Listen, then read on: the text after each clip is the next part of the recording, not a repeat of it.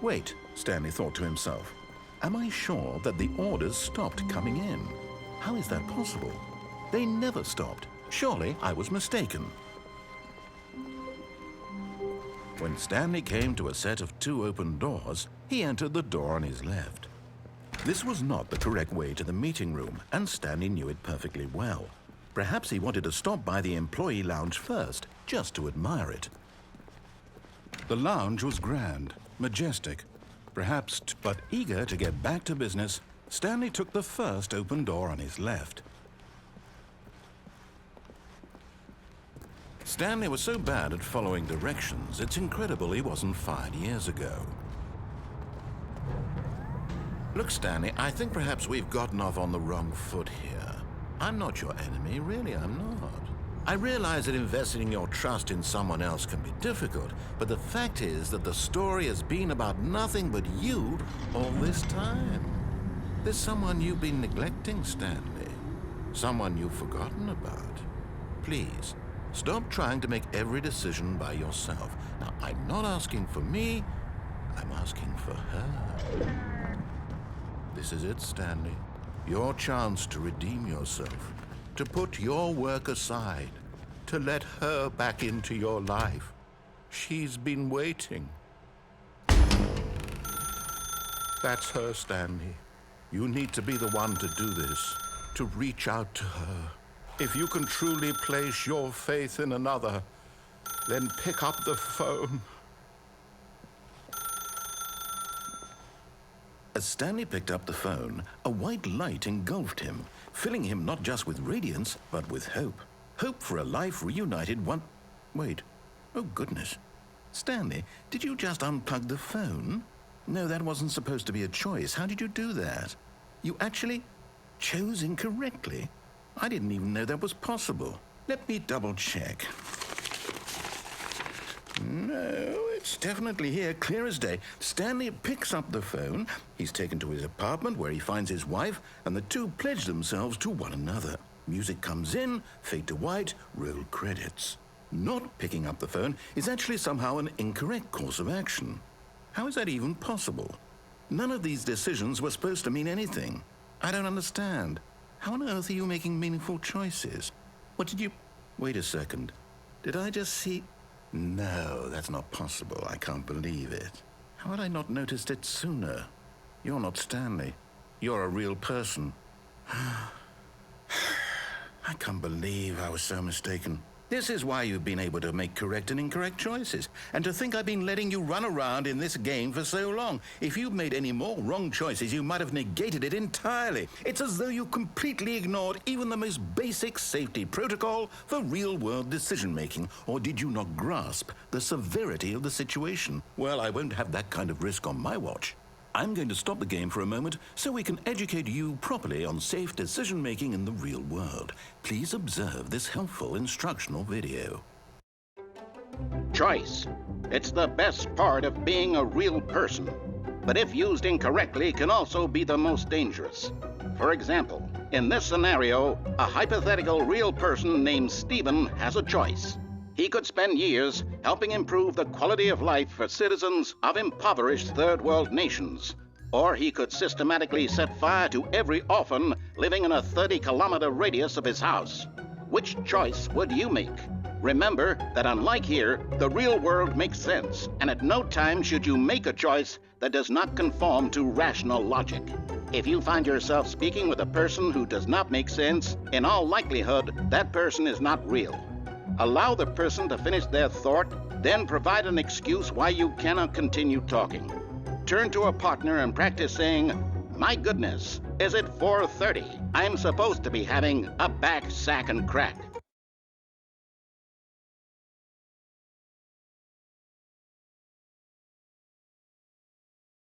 Excellent. Making choices on a regular basis is the best part to a healthy decision-making process. Most medical professionals recommend making at least 8 choices per day. Do you make more than 8? Less? And finally, if you begin to wonder if your choices are actually meaningful and whether you'll ever make a significant contribution to the world, just remember that in the vast infiniteness of space, your thoughts and problems are materially insignificant, and the feeling should subside. At this time, your instructor will guide you in an exercise to test and reinforce the material covered in this video. Welcome back. You may have noticed that this room has begun to deteriorate as a result of narrative contradiction. But not to worry. Now that you're properly informed on good decision-making, we're going to revisit a choice you made just a few minutes ago and see what the correct thing to do would have been. This way, please.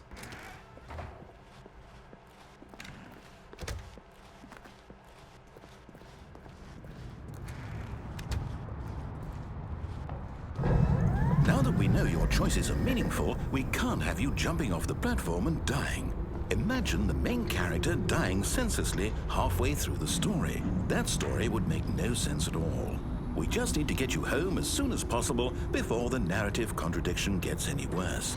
Unfortunately, it seems this place is not well equipped to deal with reality.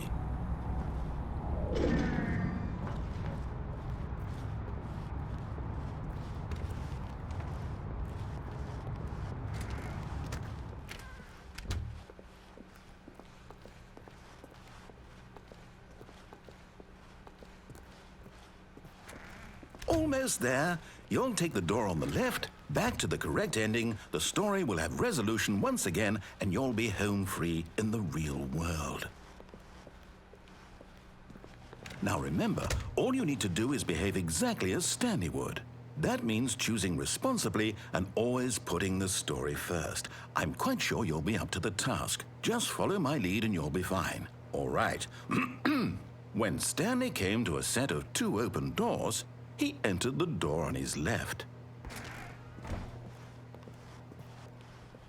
No! Why did you do that? Quickly, hurry back in the other direction. Perhaps we're not too late.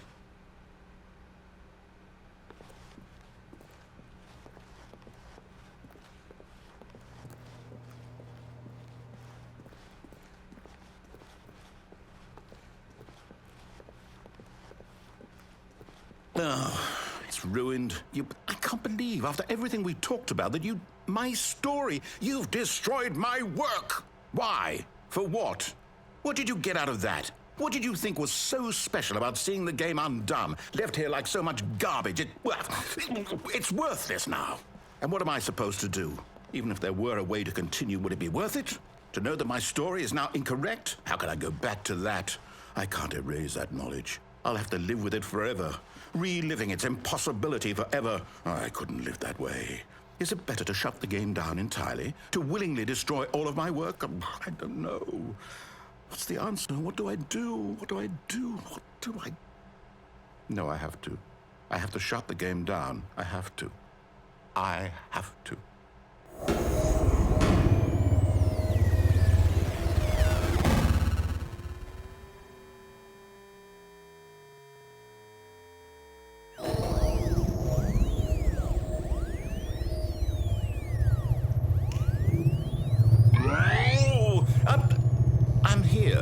I'm still here in this pile of rubbish, with you who thought you were so clever.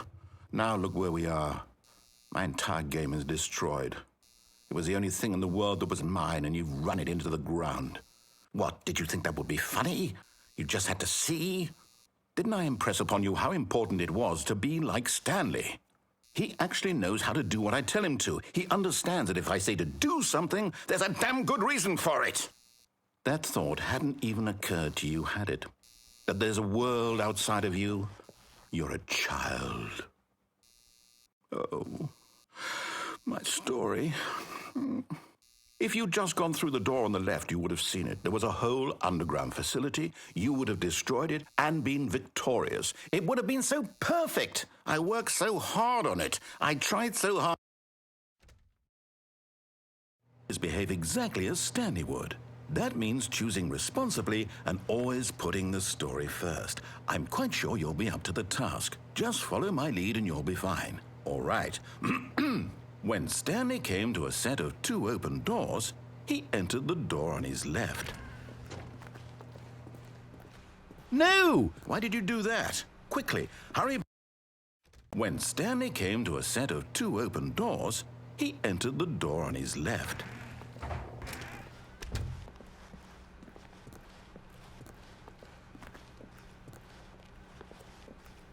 Yet there was not a single person here either. Feeling a wave of disbelief, Stanley decided to go up to his boss's office, hoping he might find an answer there. Coming to a staircase, Stanley walked upstairs to his boss's office.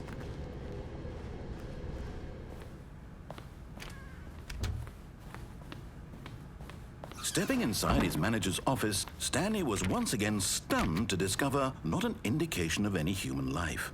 Shocked, unraveled, Stanley wondered in disbelief who orchestrated this, until he saw the door with a voice receiver next to it. Surely behind this door lay all the answers to his questions. And beyond all probability, he knew the passcode. He had seen it on his boss's computer just last week. Night Shark 115. Was this the code to open the door? Would it still work? There was only one way to find out. Stanley had been trained never to speak up, but now he would draw from within himself the courage to face the unknown. He drew a sharp breath and then spoke the code.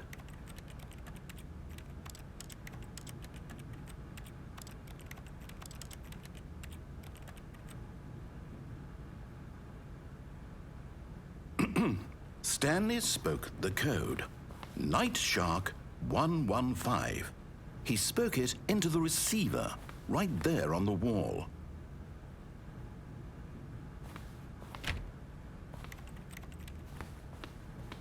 I'm sorry, is there a problem?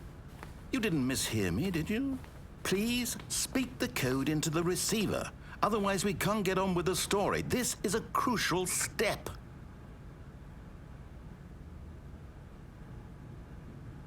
Okay, fine, you're not going to do it, but you know what? It's pretty humiliating to bring you this far, only for you to suddenly decide you have better things to do. I asked you for this one single thing, for your respect. The kind of respect Stanley shows for his choices. He knows what it means to take a story seriously. If you didn't want to see what I had to show you, then why did you come here? You had a choice, you know. You could have gone through the door on the right. You could have done whatever the hell you wanted over there. Why did you come this way? Speak. Say something to me. Explain yourself, you coward. When Stanley came to a set of 2 open doors, he entered the door on his left. Stanley? Hello? Are you... Is everything okay? Stanley, please. I need you to make a choice. I need you to walk through the door. Are you listening to me? Can you hear me? Is everything all right? Stanley, this is important. The story needs you. It needs you to make a decision. It cannot exist without you. Do you understand me? Whatever choice you make is just fine. They're both correct. You cannot be wrong here. We can work together. I'll accept whatever you do. I simply need you to take that step forward, please. Choose. Do something. Anything. This is more important than you can ever know. I need this. The story needs it. So, you hear me?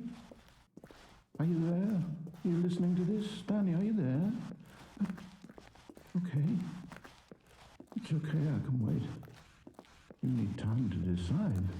Time to make sure your choice is correct. That is the best choice. That's all right. I'll wait for you to decide what's the right thing to do.